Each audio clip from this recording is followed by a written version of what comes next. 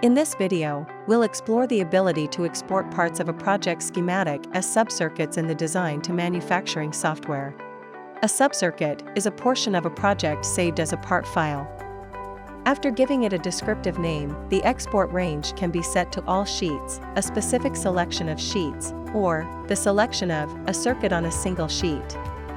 Here we will save a selection of this project to reuse in the future. Once a part file has been saved, it can be added to the database from the database editor.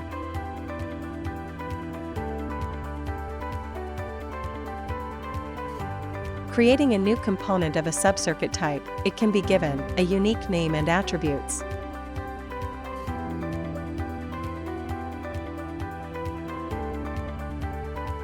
Finally, pointing it to the path of the created .e3p file, the subcircuit can be saved to the database.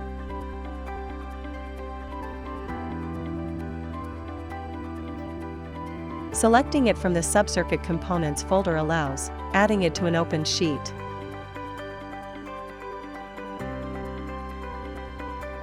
Exporting subcircuits is an incredibly powerful feature that can be used to streamline your workflow with repeatable circuits.